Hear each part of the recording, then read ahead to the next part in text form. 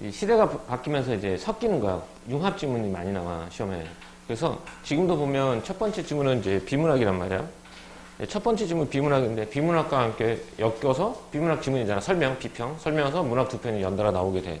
그러니까 이런 작품도 나오게 되니까 그러니까 이렇게 나온다고 해서 상관없어. 어쨌든 세 작품이 나오든 네 작품이 나오든 우리는 한 작품부터 볼 거니까 그것만 생각하고 보면 됩니다. 자, 일단 비문학 지문이 나왔는데 요 정도 길이잖아. 길이가 짧잖아. 이렇게 길이가 짧으면 단독 문제가 없어. 근데 이게 최소한 한 3-4지문 정도만 돼도 단독 문제가 나온단 말이야. 이 비문학과 관련된 단독 문제가. 얘는 없으니까 얘는 읽어보고 바로 가나를 보면 돼. 읽어볼게요. 인간은 각자 정해진 운명이 있고 초월적인 힘에 의해 밀려 자신의 의지나 노력으로 그것을 바꿀 수 없는 삶이 있다고 믿는 가치관을 뭐라고 부르냐면 운명론적 가치관이라고 한다. 개념이죠. 이렇게 짧은 글이라도 비문학 읽는 것처럼 똑같이 읽어주면 돼요. 그래서 여기는 운명론적 세계관에 대해서 말하고 있어요. 시에서 화자는 각기 다양한 시적 상황에 처하며 처한 상황에 따라 저마다 다른 생각과 행동을 보여주는 거죠. 이는 개인의 고유한 삶의 가치관과 관련이 있는데 그 중에서 특히 화자가 운명론적 세계관에 따라 자신의 생각을 내면화하고 그에 따라 행동하는 모습을 보이는 작품을 종종 발견할 수 있다. 아래의 두 작품은 운명론적 세계관이 있지만 각각의 화자가 자신의 삶의 운명을 받아들이는 태도에는 미묘한 차이가 있다라고 했어요. 그러니까 이 두 작품 다 어떤 작품이라는 거니 운명론적 세계관을 가지고 있는 거야. 그런데 그 운명을 어떻게 받아들이냐에 대해서는 미묘한 차이가 있다라고 말했어요. 자, 첫 번째 작품 가볼게요. 작품이 되게 길어요. 작가를 보니까 작가는 너무나도 유명한 사람이지? 백석입니다. 백석. 자, 백석은 간단하게 다시 한번 정리할게요. 언제적 사람? 몇 년대? 자꾸 작가 정리를 하는 이유는 작가 정리를 할 때마다 계속 하는 이유는 그걸 통해서 시대적 배경하고 이 사람이 어떤 시를 썼는지를 자꾸 한번 계속 써보는 거야. 백석은 언제적 사람이냐면 1930년대 주로 활동을 했고요. 30년대부터 40년대 초반까지 활동했던 사람이에요. 일제강점기죠. 그러면 이 사람은 저번 시간에 했던 것처럼 일제강점기라는 현실인식이 있었느냐? 있었죠. 이 사람은 분명히 이 시기를 일제강점기라고 분류를 했어요. 이 사람은 오산학교 출신이란 말이야. 오산학교는 일제강점기에도 뭘 했냐면 역사교육을 실시했던 학교야. 자, 현실인식, 일제강점기고요. 그럼 이 사람의 성향은 어떤 성향의 시를 썼느냐? 성향은 전반기하고 후반기로 좀 나눠지는데요. 전반기에는 어떤 시를 썼냐면 강점기를 살아가는, 일제강점기를 살아가는 강점기 하층민의 삶을 사실적으로 그렸고 또 비극적으로 그렸다. 이렇게 되겠죠. 일제강점기 하층민의 삶을 사실적이고 아주 비극적으로 그린 사람이에요. 왜? 성향, 전반기. 강점기 하층민의 삶을 사실적, 비극적. 이렇게 30년대부터 40년 초반까지 활동했죠. 이런 식으로 여기에 해당하는 작품들이 니네가 잘 알고 있는 것도 있어요. 백석의 여승 이런 것들. 그죠? 백석의 여승. 그 다음에 서행 8원 뭐 이런 작품들이 여기에 해당해요. 전반기는 이제 강점기 하층민의 삶을 사실적 비극적으로 그렸는데 이것과 더불어서 항상 하나가 더 붙어. 바로 공동체적 삶에 대한 공동체적 삶을 지향한다라는 건데 요거에 대한 설명을 좀 해줄게요. 일제강점기는 우리나라의 민족 공동체하고 가족 공동체가 해체된 거야. 그러니까 가족 공동체, 민족 공동체가 해체된 거야. 그래서 이 공동체적 삶이 해체돼서 얘네들이 비극적 삶을 살고 있다라고 말을 해. 그래서 이런 비극적 삶을 해결하기 위해서는 결국은 공동체적 삶을 회복해야 된다라고 보는 거야. 백석의 여승에서도 보면, 내 기억하겠지만 백석의 여승에서도 보면 아빠는 어떻게 되니? 돈 벌러 만주 가서 돌아오질 않지. 그렇잖아. 이 가족 공동체가 붕괴된 거야. 그래서 여인하고 아이 혼자 살다가 아이가 죽어. 가족 공동체 부재, 아버지의 부재로 인해서 죽는단 말이야. 그래서 여인 혼자 남는 거야. 이렇게 가족 공동체가 붕괴되는 바람에 비극적 삶이 시작한다는 거지. 이렇게. 그래서 백석이나 8원 이렇게 되는 거야. 이런 작품이에요. 전반기는 이래. 그런데 이제 후반기로 넘어가면 여기서 말하는 후반기는 언제를 말하냐면 광복 이후 광복 즈음을 해서 말해. 광복 즈음. 해방 즈음부터 이 사람은 이제 후반기 시가 나오는데, 이 사람이 이 1945년에 해방이 되잖아. 해방이 되는데도 불구하고 그때만 해도 해방이 되자마자 38선이 경계가 명확하게 딱 그어진 건 아니야. 그러니까 남과 북이 교류가 완전히 끊긴 건 언제부터라고 봐야 되냐? 지는 1945년 8월 15일 해방이 됐잖아. 그래서 니네는 37년간 일제 밑에 있었기 때문에 니네 스스로 나라를 다스릴 힘이 없어. 그래서 우리가 대신 다스려 줄게 해서 3년간의 신탁 통치가 있었단 말이야. 남쪽은 이제 미국에 의해서, 그리고 북쪽은 소련에 의해서. 근데 그때만 해도 서신왕래라든지 이동이 좀 어느 정도는 가능했어. 근데 이게 더 이상 이동이 안 되는 완벽한 분단은 언제부터라고 보냐면 1948년 8월 15일 남한만의 임시정부가 수립되면서 남한만의 정부가 수립돼 버린 거야. 그러면서 그 이듬해 북한에도 그 다음 달인가? 그래서 북한에도 정부가 수립돼. 조선인민주의공화국이 수립되는 바람에 완전한 경계가 된단 말이야. 근데 이제 이 사람은 고향이 북쪽이기 때문에 북쪽으로 가는데 가족이라든지 이런 거 다 떨어져서 혼자 가. 그래서 말로가 되게 비참했어. 또 여성 편력도 있었고. 그래서 말로가 좀 비참했단 말이야. 그래서 후반기 시는 어떤 시를 주로 썼냐면 자신의 비극적 삶에 대한 인식,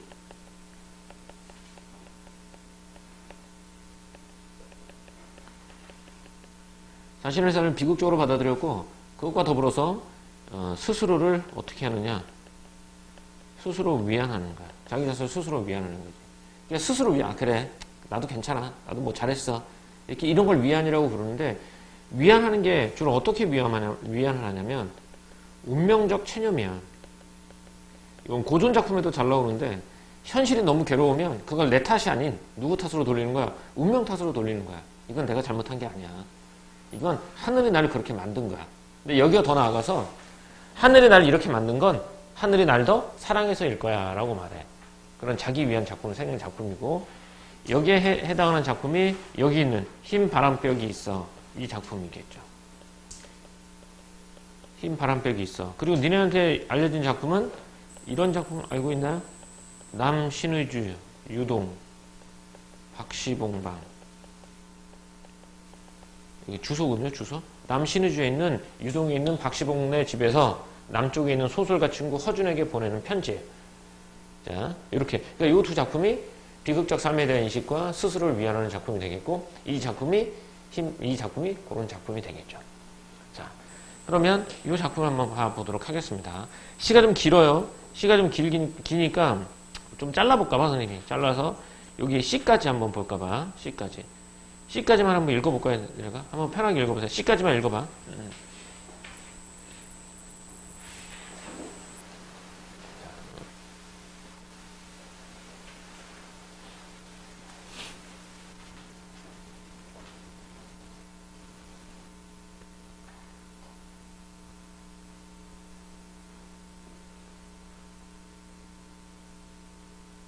빠르게 읽어, 빠르게. 가볼게요. 일단 화자는 나와 있니, 안 나와 있니? 화자 작품에 나와 있어, 안 나와 있어요? 있죠? 어디 있니? 화자는 항상 나야. 그 화자가 여기 드러나 있느냐, 안 드러나 있느냐, 이 차이인데, 여기서는 내 가지가지의 외로운 생각에 헤매인다. 이게 나오잖아. 내 가난한 늙은이, 내 가난한 늙은이, 뭐 이렇게 나오잖아요. 여기 화자는 나오고, 화자의 현재 상황 긍정적이냐 부정적이냐 봤으면, 민서야, 긍정적인 것 같아요, 부정적인 것 같아요? 화자 C까지만 봤어요. 화자의 현재 상황은 좀 좋은 것 같아요, 안 좋은 것 같아요? 안 좋죠. 그래, 부정적이에요. 근데 우리가 여기서 부정적인 것들을 봐봐, 얘들아, 잘 봐, 선생님 봐. 부정적인 것들을 얘 부정적인데 라고 생각하는 건 뭐 때문이냐면, 외로운 생각에 헤매인다라든지, 또는 뭐 쓸쓸한 것만이 오고 간다, 이런 걸 통해서 판단하는 거잖아. 근데 엄밀하게 말하면 외로운 생각이라든지 쓸쓸한 것, 이런 것들은 화자가 느끼는 감정이란 말이야.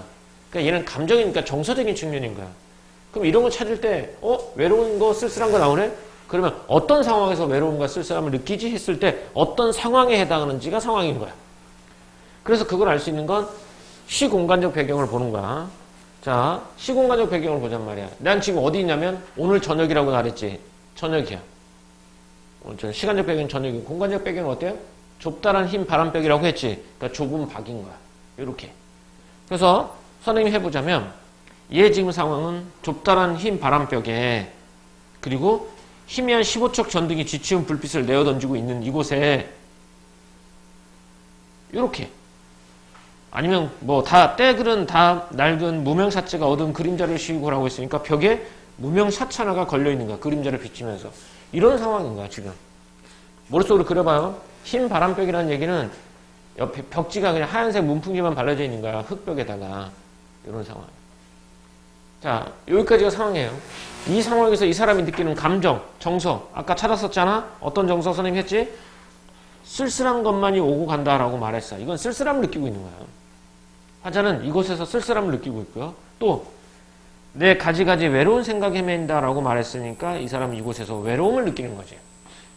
자, 그리고 뒤에 두 개 더 있습니다. 이 사람은 뭘 느낄까요? 자, 어떤 감정일까? 상용아, 어떤 감정을 느낄까?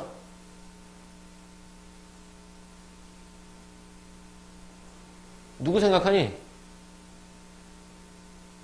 그래, 어머니 생각. 그러니까 이 사람은 자, 여기에 15촉이라는 게 15와트야. 되게 어두운 전구 하나가 있어. 근데 벽에 흰 바람벽이야. 근데 무명사체 그림자가 비친단 말이야, 벽에. 이걸 뭘로 본 거냐면 영화 스크린처럼 보는 거야. 그래서 그곳에서 뭐가 지나가? 그곳에서 쓸쓸한 것만이 지나가. 근데 그 영화 스크린은 내 마음을 비추는 거란 말이지. 그 다음에 외로운 생각 헤맬 때 그 영화 스크린은 누가 지나가? 늙은 어머니가 지나가는 거지. 늙은 어머니가 왜 지나가겠어, 갑자기? 어머니가 보고 싶었겠지. 그래서 여기는 내 가난한 늙은 어머니가 있다라고 했고, 어머니에 대한 얘기. 또 누가 나오지? 진짜 또 누가 나오니? 그래, 내 사랑하는 어여쁜 사람이라고 나와있지? 근데 뭐래? 그의 지아비와 마주 앉아 대국국을 끓여놓고 저녁을 먹는다라고 말했지. 그러면 내가 사랑하는 사람인데 그의 지아비라고 했으면 그의 남편이잖아. 그럼 그의 지아비가 나는 아니잖아. 그지? 이렇게요. 그럼 누구를 사랑하고 있는 거야? 가정 있는 사람을 사랑하고 있는 거네. 그죠? 이렇게. 그러니까 선생님이 예전에 백석 얘기 한번 해준 적이 있죠. 그때 백석이 가장 사랑하는 여인은 누구라고 그랬죠? 바로 백석의 첫사랑인 통영에 살고 있는 란이라는 여자예요. 그죠? 근데 그 여자에게 청혼하러 몇 번을 갔다가 청혼을 하지 못했어. 자리가 없거나 인연이 닿지 않았지. 그때 백석의 친구, 신문 기자였던 신중현이라는 사람이 몰래 내려가서 그 란이라는 여인의 어머니를 만나서 사실은 백석이 기생의 아들일지 모른다. 나도 란을 좋아하니까 란을 나에게 달라. 그렇게 하는 바람에 백석의 친구인 신중현하고 첫사랑 란이 결혼을 하게 돼요. 그래서 그 여인이 아마 이 여인이라고 추정하고 있어요, 우리는. 그래서 내 사랑하는 어여쁜 사람은 첫사랑 란, 그의 지아비는 자기의 친구인 신문 기자, 이렇게 본다는 거죠. 그 이후에 이 사람도 백석도 결혼을 하긴 했지만 가정에 집중하지 못하고 뭐 여성 편력이 있다 그랬잖아. 이제 기생, 자야하고 살림 차리고 살면서 마지막에는 이제 북위에 가서 홀로 쓸쓸하게 생을 마감한단 말이야. 아무튼 이렇게 볼 수 있겠죠. 다음 또 가볼까요? 그런데라는 말이 나왔어요. 문학에서뿐만 아니라 비문학에서는 이제 그런데라는 말이 되게 중요하죠. 여기서 뭐가 일어나니까, 그런데 전환이 일어나니까. 근데 시에서도 마찬가지야. 이 그런데라는 말이 나오면 여기서 뭐가 일어난다고? 전환이 일어난다고 보는 거죠. 그런데 세모 한번 쳐볼까요? 우리도? 자, 그런데 자 뒤에 어디까지 또 나눠볼까 하면 D만 한번 볼까요? D까지만 나눠볼게. 여기서 화자는 그런데 전환되잖아. 상황이 바뀌는 건 아니에요. 상황은 아까 했던 흰 바람벽에서 지치운 전등을 내어 던지고 있는 그 상황이야. 화자의 태도가 바뀌어요. 어떤 태도로 전달하죠? 그 사이에 이런 글자들이 지나간다. 나는 이 세상에서 가난하고 외롭고 높고 쓸쓸하니 살아가도록 태어났다. 이거죠. 이게 아까 선생님이 처음에 말했던 거지. 자기 스스로를 위로하는 방법 중에 이런 걸 뭐라고 해? 난 이렇게 태어났어. 뭐라 그러니 진우야? 그래, 얘네들을 운명적 체념이야. 운명으로 받아들이는 거야. 난 이렇게 쓸쓸하도록 태어난 거야. 이러면서 이건 내 삶이 이렇게 괴로운 건 내 책임은 아니야. 이렇게 말하는 거죠. 그래서 스스로를 좀 뭐 하는 것? 위로하는 것이라고 보는 거죠. 스스로를 위로하는 겁니다. 자, 그 다음 좀 더 가볼까요? 마지막 2 한번 가볼게요. 여기서는 또 어떤 글자들이 지나가지? 지현아, 어떤 글자들이 지나가냐? 바로 여기서 나온 거지. 하늘이 이 세상에 내 일적에 그가 가장 귀하게 여기고 사랑하는 것들은 모두 가난하고 외롭고 높고 쓸쓸하니 그리고 언제나 넘치는 사랑과 슬픔 속에서 살도록 만드신 것이다. 즉 하느님이 날 너무 사랑해서 이렇게 만든 거야 라고 말해. 누구처럼? 초생딸과 바구지꽃과 짝새와 당나귀가 그러하듯이. 그리고 또 프랑시스 잼과 도연명과 라이넬 마리아 릴케가 그러하듯이라고 했었는데 은우 잘 봐. 하듯이 얘네들은 비유야. 얘는 없어도 돼. 그러나 결국은 이건 거야. 하늘이 나를 이렇게 태어나게 한 것은 나를 귀해하고 사랑하기 때문이다 라고 해서 자기 스스로를 위안하는 내용이 되는 거예요. 그래서 서도의 선생님이 작가 정리할 때 말했던 것처럼 이 작품은 후반기 자신의 비극적 삶에 대한 인식과 스스로 위안, 운명으로 받아들이는 것 이렇게 된 거야. 이게 흰 바람벽이 있어 라는 작품이야. 됐지? 진행됐지? 내용 이 정도 작품이 되겠습니다. 그러니까 시를 볼 때 그러니까 이건 선생님이 길어서 좀 자른 거지. 왜냐면 한 화면에 안 들어오니까 시는 맨 처음에는 항상 상황을 먼저 찾아야 돼. 근데 니네 눈에는 상황보다는 뭐가 먼저 눈에 띌 거냐면 정서라든지 태도가 눈에 띌 거야. 그러면 항상 이런 질문을 던지도록 하면 되겠지. 어떤 상황에서 이런 태도를 보이는 거지? 라고. 어떤 상황이지? 시간적 배경, 공간적 배경. 그렇게 되면 이렇게 시공간적 배경이 눈에 보이게 될 거란 말이야. 그치? 그리고 그거에서 느끼는 반응들을 정서나 태도들을 차례대로 물결하면 시 한 편이 깔끔하게 해석된다라는 거. 자, 그러면 문제 가보도록 하자. 자, 나 됐고요. 하나의 공통점으로 가장 적절한 것 했어요. 공통점이라는 얘기는 가해도 있고 나해도 있다라는 거죠. 자, 한번 해볼까? 수미상관 기법 우리 다 알고 있는 거고요. 특정 공간의 대비, 명령적 어조, 유사한 문장구조 반복, 촉각적 심상 활용을 해. 낯선 개념은 없습니다. 자, 1번부터 가볼게요. 항상 이 선택지는 앞뒤가 잘려져 있어. 수미상관 기법을 활용하여 리듬감을 조성하고 있다고 했는데 리듬감, 만약에 수미상관 기법이 있다면 리듬감 무조건 있고요. 시에서 리듬감이 없으면 걔는 시가 아니에요. 시의 3요소 중에 하나가 주제, 운율, 심상이에요. 운율이 없을 수는 없어요. 그러니까 시에서 리듬감 조성은 얘는 100% 맞아. 그럼 앞에 수미상관 있는지만 보면 되겠지. 상용아, 이거 수미상관 있니 없니? 없죠? 수미상관 없어요. 두 번째, 특정 공간의 대비를 통해 역동적인 분위기를 형성하고 있다라고 했어. 힘차게 움직이는 분위기란 말이야. 이 작품에서 힘차게 움직이는 분위기가 있니? 없지. 근데 자신있게 못 보여, 이런 것들은. 그럼 앞에 걸 볼 수밖에 없어. 공간의 대비라는 말이 나왔어요. 항상 선생님이 대비라는 말이 나오면 뭘 먼저 찾아야 되냐면 기준점을 먼저 찾아야 된다라고 말을 해요. 기준점. 자, 기준점은 어딜 기준이 하냐면 나, 여기, 지금을 기준점으로 봐야 돼. 근데 여기서는 공간이라고 했으니까 여기를 말한단 말이야. 내가 있는 여기가 어디니? 아까 있던 15쪽 전등이 휘트려진 낡은 집이지. 낡은 집이에요. 그러면 이 낡은 집은 화자에게 외로움과 쓸쓸함을 느끼게 하는 공간이란 말이야. 그러면 얘와 반대되는 공간이 나오니? 좀 더 활기 넘치고 이런 공간이 나오냔 말이야. 좋아. 나온다고 쳐. 그게 어디냐면 내가 상상하는 나의 사랑하는 사람이 그의 지아비와 대국국을 끓여먹는 곳이 될 수 있겠지. 그러면 그곳을 드러내면서 역동적인 힘차게 움직이는 그런 약동하는 분위기가 느껴지니? 그건 아니지. 그래서 얘는 X 이렇게 되는 거야. 그러니까 대비라는 말이 나오면 항상 기준점을 찾아요. 인간과 자연의 대비 그러면 인간인 나. 시 공간의 대비 그러면 현재 내가 있는 시간인 현재. 공간의 대비 그러면 내가 있는 이곳과 다른 곳이야. 항상 자기가 있는 곳을 찾아야 돼. 내가 있는 곳은 쓸쓸하고 외로운 곳이야. 이곳과 대비되는 공간은 나의 사랑한 여인이 그의 지아비와 대국국을 끓여먹는 거야. 다정한 곳이란 말이야. 그럼 화자의 외로움을 부각하는 건 되겠지. 하지만 그게 역동적인 분위기는 아니란 말이야. 역동적이라는 얘기는 그냥 움직이는 것도 아니고 힘차게 움직이는 분위기니까. 다음. 잘라서 명령적 어조를 사용하여 화자의 강한 의지를 표출하고 있다고 했는데 화자가 뭐뭐 하겠다, 뭐뭐 하리라, 뭐뭐 하라. 어떤 의지를 다지는 작품은 아니지. 이 작품에서는 의지는 없어요. 의지는 없고 자신의 비참한 삶을 운명으로 받아들이고 위안을 삼는 것 뿐이죠. 그래서 의지가 없기 때문에 굳이 명령적으로 찾을 필요도 없지만 명령은 없고. 다음. 유사한 문장 구조를 반복을 통해 시적 상황을 반복하고 있다고 했죠. 유사한 문장 구조 반복 찾아보세요. 미리 말하면 요건 있어요. 이 작품에 유사한 문장 구조가 있습니다. 찾아보세요. 유사한 문장 구조 다른 말로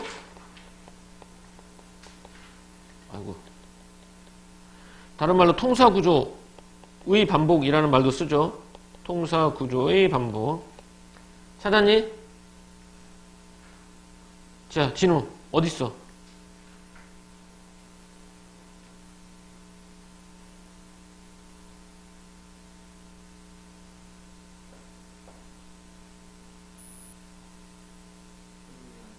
희미한. 어? 그렇지. 오, 잘 찾았네. 봐라. 유사한 문장 구조라고 했어요. 내어 던지고 서술어죠. 쉬고, 그죠? 앞에 목적어 나왔죠? 여기도 목적어 나왔죠? 지치운 관용어, 어두운 관용어. 뭐가? 전등이. 뭐가? 무명사치가. 이렇게 돼요.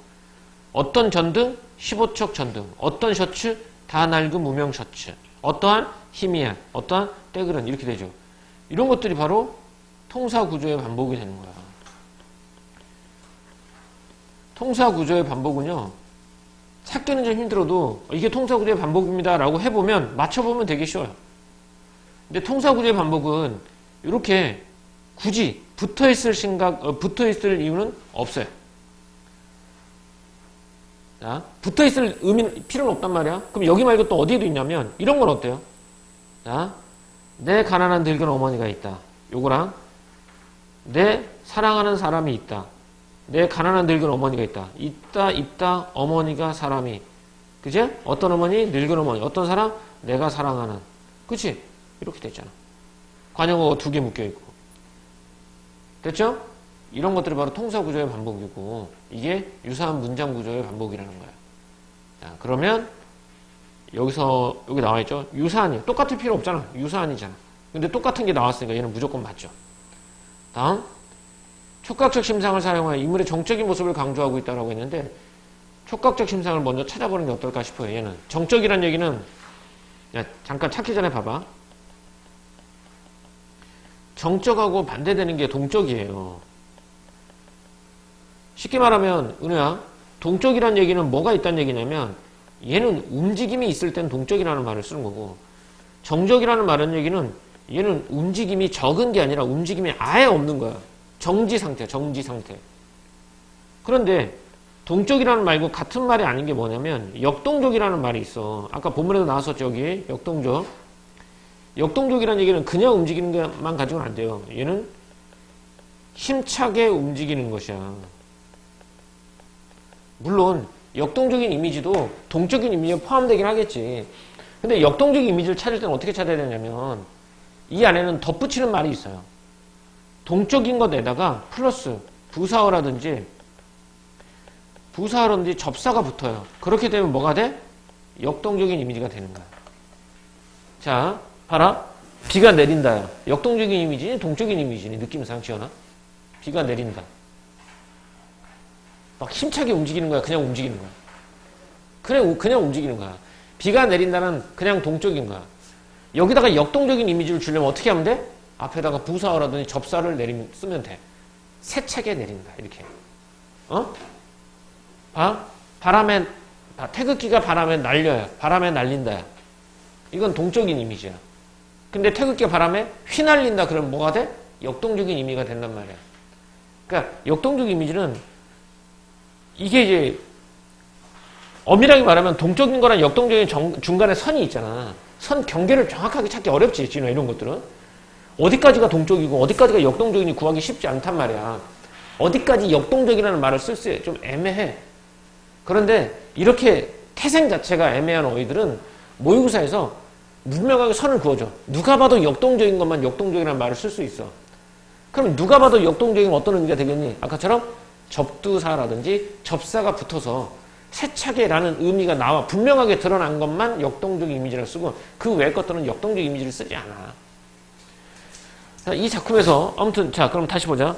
촉각적 심상 한번 앞에서부터 찾아볼까요? 촉각적 심상 일단 앞에서 어떻게 있니?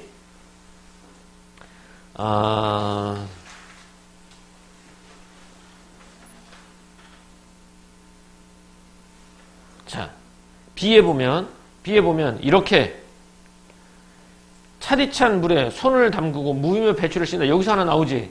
이게 움직임이 있니 없니? 무 씻는 거. 움직임 있어 없어? 있어. 얘는 정적이 아니라 동적이에요. 그 다음에 또 하나. 그밖에, 내 가슴은 너무나도 많이 뜨거운 곳으로, 호젓한 곳으로 슬픔으로 가득 찬다라고 나와있지. 이거 뜨거운 거 하나? 뭐, 이 정도. 뜨거운 곳으로 내 가슴이 가득 찬다라고 말했는데, 사물의 정적인 모습은 아니지. 나의 정서를 드러낸 거지. 그래서 얘도 X가 돼요. 그래서 답은 몇 번? 4번. 자, 선생님이랑 같이 풀면, 얘가 답이 무조건 4번이 나와야 돼요, 처음에. 근데 니네 혼자 풀면, 제낄 수 있는 것들은 있어. 얘도 제낄 수 있겠고, 얘도 제낄 수 있을 거야. 근데 이런 것들은 좀 애매하단 말이야. 사물의 정적인 모습은. 그지? 이런 것들도 좀 애매하고, 역동적인 분위기도 좀 애매할 수 있어. 그래서 문제를 풀어보면서 선을 정확하게 긋는 연습을 하는 거야. 아, 역동적인 건 이것만. 그 외 건 다 제끼고. 그러니까 기출을 풀어보는 이유는 이거야. 그래서 기출을 풀어보다 보면 개념들이 그 개념이 쓰이는 문제들 옳고 그름을 판단해 주잖아. 답에서는 얘가 아니라고 나와 있단 말이야. 그러면 아, 여기까지는 역동적이라고 보지 않구나. 여기까지는 역동적으로 보고 있구나. 이런 것들의 선을 긋는 작업이 기출을 자주 보는 작업이야, 문학에서는. 다음. 가에 A, E에 대한 설명으로 적절하지 않은 것 했어요. 적절하지 않은 거 한번 가볼까? A부터 가볼까요? A. 외부의 사물을 응시하던 화자의 시선이 내면으로 이루어진다라고 했어요. 11번 갑시다. 선생님도 본문 같이 보면서 한번 가자. 오늘 저녁 이 좁다란 흰 바람벽에 어쩐지 쓸쓸한 것만이 오고 간다. 자, 화자가 바라보고 있는 게 어딜 바라보고 있죠? 벽을 바라보고 있네요. 흰 바람벽에 벽을 바라보고 있네. 희미한 15척 전등이 지치운 빌빛을 내어던지고 때절은 다 낡은 무명사치가 어두운 그림자를 씌우고 있다. 나오죠? 자, 벽을 바라보고 있어요. 뒤에 그리고 또 달디단 따끈한 감자를 한 잔 먹고 싶다는 생각하는데 가지가지 외로운 생각이 헤매인다라고 했지.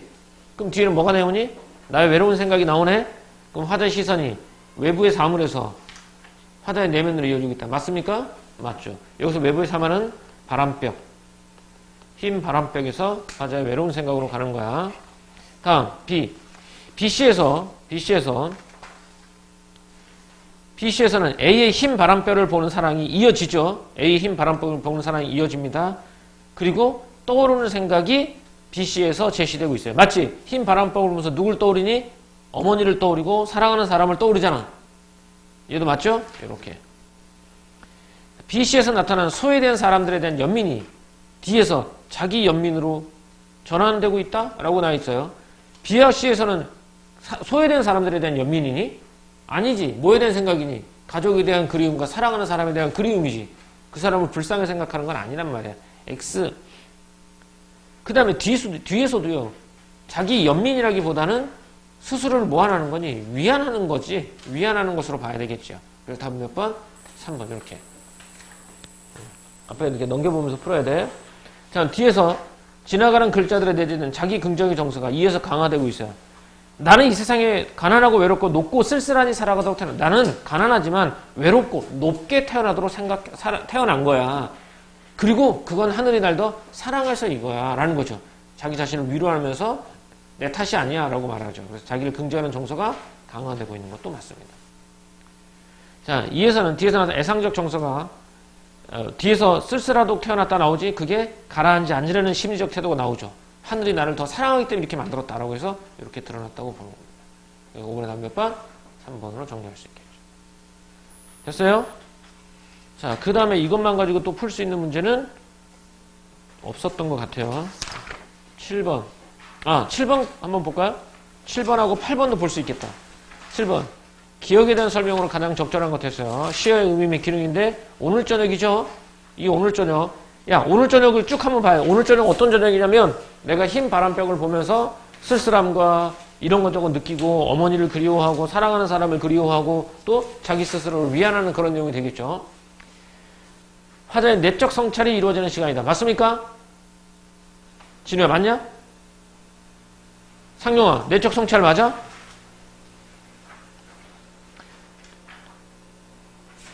성찰. 해석이. 성찰이 무슨 뜻이야? 그래요. 자신 내면을 되돌아보는 거야. 그러니까 자신에 대해서 다시 한번 생각해 보는 거야. 그죠? 자신의 내면을 깊이 살핌 이거야. 반성 아니야. 자, 자신 내면을 깊이 살친다. 나는 어떤 사람인가? 그래, 나는 이런 사람이야. 라고 말하는 거니까 성찰이, 그럼 효석이 성찰이 일어난다고 봐도 돼?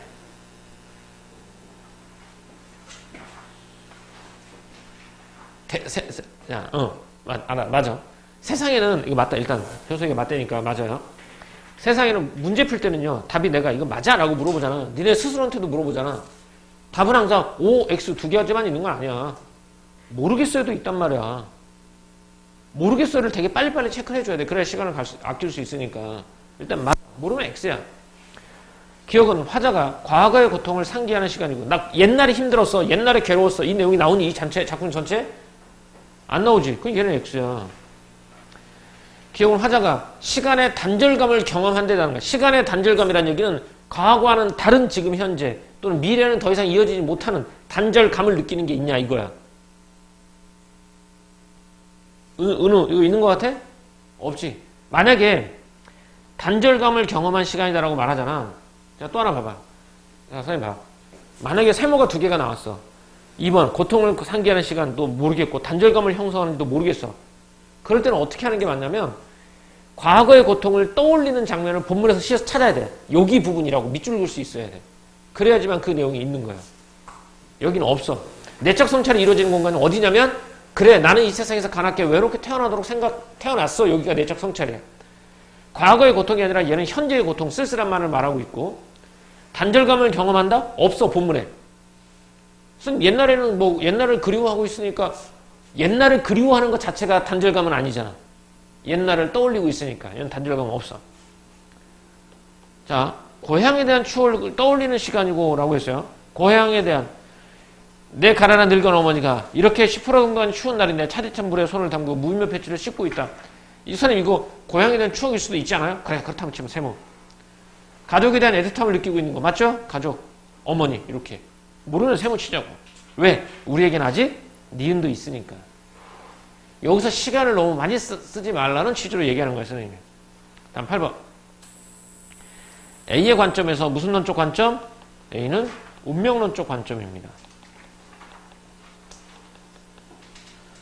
가는, 지금 가만 봤어요. 운명을 결정짓는 총괄적인 존재가 있다고 전제하고 있다. 맞습니까? 날 이렇게 태어나도록 만든 거 누구니? 본문에서 찾아봐. 날 이렇게 태어나도록 만든 거 누구? 하늘. 가 동그라미. 가의 화자는 외로움도 자신이 받아들이는 운명으로 여기고 있다. 맞습니까? 나는 이렇게 가난하고 외롭고 높고 쓸쓸하니 살아가도록 태어났다. 나오죠. 가는 이상과 현실의 괴리감이 화자가 운명을 인식하는 계기가 되고 있다라고 있어요. 이상과 현실의 괴리감. 이거 무슨 뜻일까? 괴리감이 뭐지? 이질감, 거리감이야. 그지? 거리감, 이질감. 이상과 현실. 이상이 나쁜 건 없어, 이상은. 이상은 항상 내가 꿈꾸는 세상이잖아. 이상과 현실과의 괴리감은 내가 꿈꾸던 세상이 지금이 아닌 거야. 이렇게. 세모. 일단 얘는 현실을 부정적으로 본다는 거거든요. 현실을 부정적 평가하는 거야. 세모. 화자는 타인과의 동질감에서 운명적 삶에 대한 운명적 삶에 대한 위안을 느끼는 부분은 어디라고 있어? 마지막 부분이겠지. 그럼 위안을 느끼면서 누구랑 동질감을 느끼죠? 프랑시스 잼과 도윤병과 라이넬 마리아 릴케가 그러하듯이 나도 그들과 똑같다라고 말하지. 그러면서 운명적인 삶에 대한 위안을 느끼지. 그래요. 내가 그렇게 태어난 것처럼 그들도 나랑 같이 하늘이 사랑하기 때문에 외롭고 쓸쓸하도록 태어났다라고 나와 있는 부분이죠. 이렇게 됐어요. 자, 됐어. 여기 나도 나머지는 나보고 풀자고. 나에서 다 맞으면 답은 4번이 되겠지. 4번만 세모니까 이렇게. 자, 그럼 다시 와서 나 작품을 보도록 합시다. 나 작품 정운의 탕군가입니다. 탕군가. 탕군가도 이게 필수 고전이죠. 자주 나오니까. 탄, 무슨 탄이냐면 한탄 하는 거고. 한탄. 궁은 궁핍하다 할 때 궁자예요. 가난이죠. 가난. 가난을 한탄하는 가는 노래가 되겠죠. 가난을 한탄하는 노래 이렇게 됩니다. 가난을 한탄하는 노래가 되겠죠. 자, 됐어? 그러면 또 갑시다. 요 작품까지 하고 쉬었다 합시다. 정신 바짝 차리고. 자,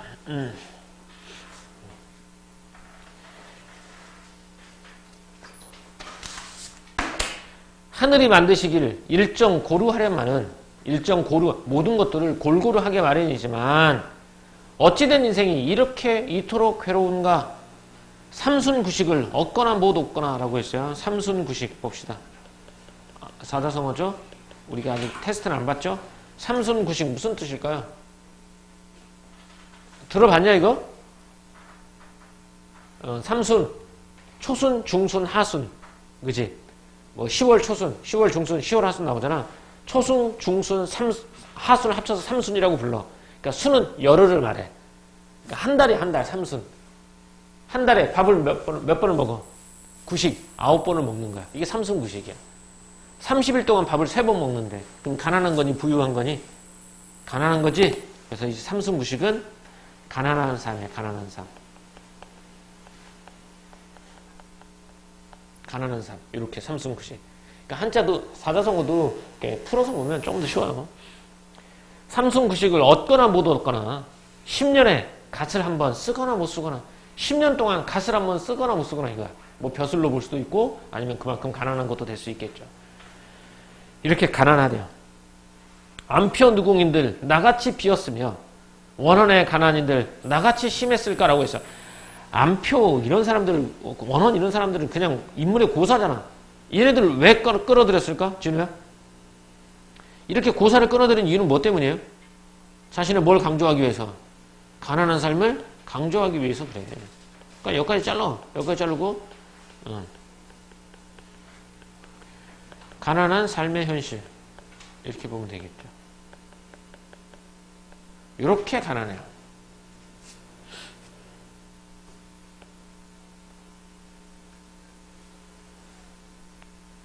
다음 봄날이 더디 흘러 봄날이 더디 흘러 뻐꾸기가 포채거늘 봄날이 천천히 흘려서 뻐꾸기가 포채입니다. 뻐꾸기를 통해서 계절적 배경인 봄이라는 걸 알 수 있고요. 동편 이웃에 따비를 얻고 서편 이웃에 호미를 얻고야. 호미는 뭔지 알아요. 따비가 뭔지 몰라. 그럴 때는 어떻게 해? 대칭을 이루고 있죠. 동편 이웃 서편 이웃 따비였고 호미였고요. 호미가 농기구야. 그럼 따비도 뭐일 가능성이 높아? 농기구겠죠. 얘는 농기구야.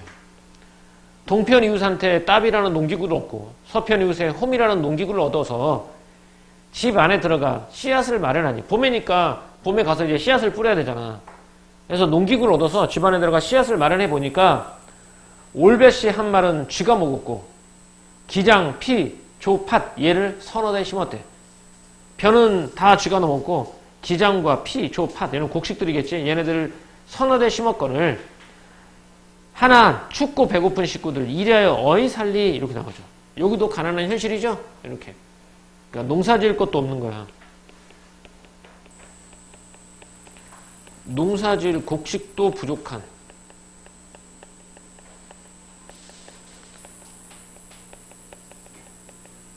농사 지을 곡식도 부족한 현실이 되겠죠.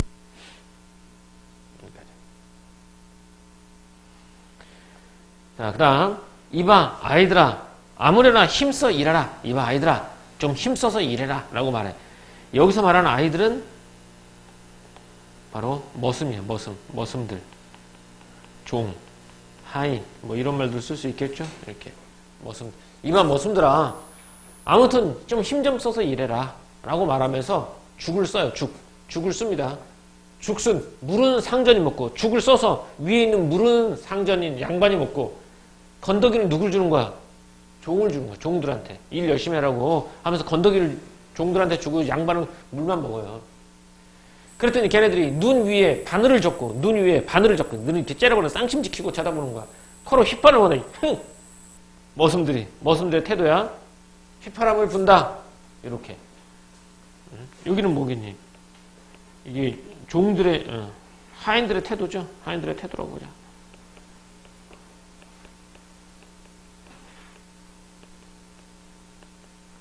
집이 가난하니까 하인들도 상전을 없이 여기는 거야. 자, 그래서 이제 수확을 하게 됩니다. 수확을 합니다. 올벼는 한 발 뜯고 올벼, 벼. 여기서 벼가 뭔지는 알죠? 그죠? 올벼는 뭘까요? 벼는 벼인데 올벼예요. 올벼는 얘는 이제 일찍 수확한 벼예요. 일찍 수확하는 벼를 올벼라고 불러요. 그러니까 자, 남쪽 지방에서는요, 이모작을 해요. 효소가 남쪽 지방에서는 이모작을 해요. 보리를 갈고 보리를 수확하면 보리 수확한 자리에 다시 벼를 심어요. 그러다 보면 이 햅쌀이 언제 나오냐면 추석이 지난 다음에 나와요. 그런데 우리나라는 이제 추석하면 풍요로운 계절이잖아. 추석에 조상들한테 제사를 지낸단 말이야. 그때는 햇곡식을 갖다 놔야 돼. 그래서 남쪽 지방에서도 이모작을 하지 않고 벼를 좀 일찍 심어요. 일찍 심어서 추석 때 제사상에 올릴 새로운 햇곡식을 만들어. 그런 것들을 올벼라고 불러. 일찍 수확하는 벼. 그런데 그 시작한 올벼를 심었잖아. 한 발 넘게 심었는데 올벼 한 발을 수확하고 조팥은 다 묵혔어. 수확할 수가 없었나 봐. 조와 팥은 다 묵히니 쌀잎이 바랑이는 잡초의 일종이죠. 나기도 싫지 않던가 잡초 때문에. 나랏빛과 여기까지. 여기 수학이 변변찮은 거겠죠? 그럼 또 잘라. 조금씩 자르자. 자, 여기는 잡초만 무성하고 잡초 무성하고 수학이 저조한 거겠죠. 이렇게. 적었냐? 정신 차려! 잡초만 무성하고 수확할 게 없구나. 나라빚과 이자는 무엇으로 장만하며 부역과 세금은 어찌하여 차려내겠는가? 이리저리 생각해도 견딜 가능성이 전혀 없다. 장초의 무지를 부러워하나 어찌하리. 장초의 무지. 얘도 고사인데 설명이 없어요. 자, 장초에 들판에 자라는 푸른 풀들은요, 걱정 없이 잘 자라요. 이런 거야. 들판에 자라는 풀들의 걱정 없음을 부러워하지만 어찌하겠는가. 이렇게. 여기까지는 전체적으로 딱 봤을 때 뭐가 있니? 가난한 삶의, 가난한 형편이야. 가난한 형편. 여기까지가. 가난한 형편. 먹고 살 게 없단 말이지. 그러니까 제목이 탄궁이잖아. 가난을 한탄하는 노래. 이렇게. 그 다음 중략 갑니다. 중략 이거 가자. 세시 절기 명절 제사는 무엇으로 해올리며 각종 절기와 제사는 무엇으로 하며 친척들과 손님들은 어떻게 해서 접대하겠는가. 이 얼굴 지녀 있어 어려운 일이 많고 많다라고 했는데 여기서 얼굴은 뭐라고? 얼굴은 페이스가 아니라 뭐라? 모습이야. 모습. 이 모습을 지니고 있어. 어려운 일이 많기도 많구나. 이 원수 군기를, 이 원수 가난 귀신을 어이하여 여의려뇨. 여의다 그러면 출발 자체가 이별하다라는 뜻이야. 출발 자체가 이별하다라는 뜻이야.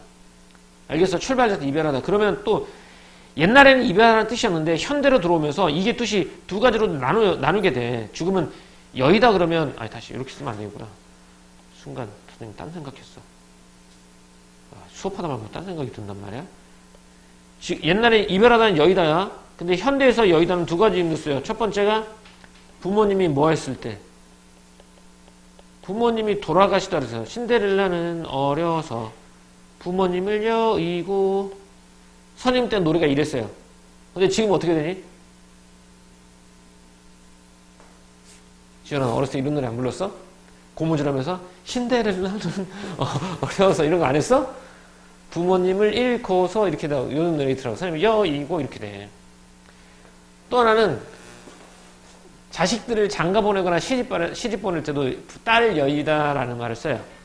그치? 요즘 이런 말 쓰죠. 자식을 출가시키다 할 때도 여의다라는 말을 써. 근데 원래 출발은 이별하다야. 그럼 이별하다 보면 이 원수 가난 귀신을 어이하여 이별하는요. 술에 음식 갖추고 이름 불러 전성하며 잘가. 좋은 날 좋은 때에 사방으로 가라고 하니 가난아. 이 가난 귀신아 그동안 즐거웠다. 그동안 너무 괴로웠다. 음식 갖추는 가난 귀신아 잘가. 하니 이렇게. 추추분분하여 화를 내어 이르는 말이 라고 나와 있어요. 추추분분 몰라도 돼. 뭐라고 나니? 화를 내서 이르는 말이. 화를 내서 이른데 누가? 가난 귀신이. 내가 가난 귀신한테 좋은 날 술에 음식 갖춰서 멀리 떠나라 라고 했는데 화를 내는 듯하며 나한테 질책하는 듯하며 이러는 말이 여기서부터 누구 말? 어려서부터 이 가난 귀신의 말이에요. 어려서부터 지금까지 기쁨과 노여움과 근심과 즐거움을 너와 함께하여 죽거나 살거나 이별할 줄이 없었거늘. 가난 귀신이 하는 말이다. 어디 가서 누구 말을 듣고 가라 하며 이르느냐. 여기까지. 여기가 궁귀. 가난 귀신의 말이야. 궁귀의 말. 타이르는 듯 꾸짖는 듯 온 가지로 공격건을 여기 나죠. 공격 밑에 나와있죠. 울며내며 꾸짖건을 돌이켜 생각하니 네 말이 다 옳도다 라고 말했어. 여기서 너는 누구? 바로 궁귀가 되겠죠. 생각해보니까 궁귀 다 말다. 세상은 다 나를 버렸지만 너 혼자 가난 귀신 혼자 신이 있어서 나를 안이 버렸구나. 억지로 피하며 잔꾀로 이별하겠느냐. 하늘이 만든 인의 가난을 설마 한들 어이하리. 빈천도 가난하고 천한 것도 내 분수이거니 서러워하여 무엇하겠는가 라고 말하죠. 자, 여기서도 가난을 뭘로 받아들이는 거지? 가난을 운명으로 받아들이는 거야. 됐습니까? 이렇게. 내용은 되게 간단해요. 고전 시간은 해석만 나오면 되는데 해석할 때 여기서 해석할 때 알아야 될 거 몇 개 없어. 이런 단어들 여의다, 얼굴, 모습 이런 것들. 그러니까 몇 개의 단어 정도만 알면 다 해석할 수 있고 진짜 어려운 단어는 이렇게 밑에 설명이 되어 있거든. 자, 그럼 가자. 4번 문제 풀었고요. 5번 문제 풀었고요. 6번 문제 풀어볼 수 있겠다. 보기를 바탕으로 해요. 보기가 되게 중요합니다. 탕군가는 경제적으로 몰락한 사대부가 자신이 처한 궁핍한 현실에 대해 한탄하는 가사이다. 라고 해서 몰락한 사대부가 궁핍한 현실에 대해 한탄하되. 이 작품에서는 가난으로 인해 사대부로서의 도리를 지키지 못하는 형편과 사대부로서의 도리를 지키지 못하는 형편, 극심한 가난으로 인해 사대임에도 불구하고 종에 대한 권위를 내세울 수 없는 상황이 드러난다. 종에 대한 권위를 내세울 수 없고 이와 함께 경제적인 무능력으로 인해 가난에서 벗어나지 못하고 이를 수용할 수밖에 없는 처지 등이 잘 나타난다 라고 되어 있어. 이 작품 이런 것들이 잘 나타나 있대. 죽순물은 죽을 써. 상전은 위에 있는 물만 먹고 건더기를 종을 주니 에서. 그치? 내가 좋은 걸 누구한테 주는 거니? 종한테 주잖아. 그런데도 종은 나한테 뭐해? 눈에다가 눈 쌍침질 튀고 콧바람을 끼잖아. 이런 모습에서 슬래시 농사일로 종의 눈치를 보는 몰락한 사대부의 처지. 맞아? 맞아 아니야? 지금 맞는 것 같아 아닌 것 같아? 맞아. 빨리빨리 결정해. 틀리더라도. 세신, 절기, 명절, 제사는 무엇으로 해 올리며 먹을 게 없어서 명절과 제사, 세시, 풍소 이런 것들을 차릴 수가 없잖아. 사대부로서의 도리를 다하지 못하는 현실에 대한 단. 얘도 맞죠? 사대부의 도리가 뭔데? 부모한테 다하는 것도 사대부의 도리니까. 이 원수 가난 기선을 어떻게 하면 이별하겠는가 해서 가난한 상황을 대비하지 못한 무능에서 오는 자괴감? 아니면 틀렸죠. 여기서는 이 원수기는 어떻게 하면 이별하느냐라고 가난에서 벗어나고 싶은 심리가 나온 거죠. 무정한 세상은 다 버리건을 해서 힘겨운 경제적 상황을 타개를 나갈 수 있는 비관적 현실을 엿볼 수 있죠. 그래요. 무정한 현실이 날 다 버렸어요. 빈천도 내 분이 서러서 무엇할까 체념적으로 수용하는 태도가 낫죠. 답은 3번이요. 어쭈 이것들 봐. 이 꾸벅꾸벅 조롤라고 해요. 정찰이야. 자, 니은 갑시다. 봄날이에요, 봄날. 봄날은 어떤 날인지 봄날 한번 봐봐. 봄날이 더디울러 뻐꾸기가 보채건을. 자, 이웃에게 들어가서 농기구 얻고요. 집안에 들어가서 씨앗을 마련하니 씨앗은 얼마 안 되죠? 이런 상황입니다. 화자의 절망감이 심화되는 시간. 맞습니까? 빨리 결정해. 맞아요?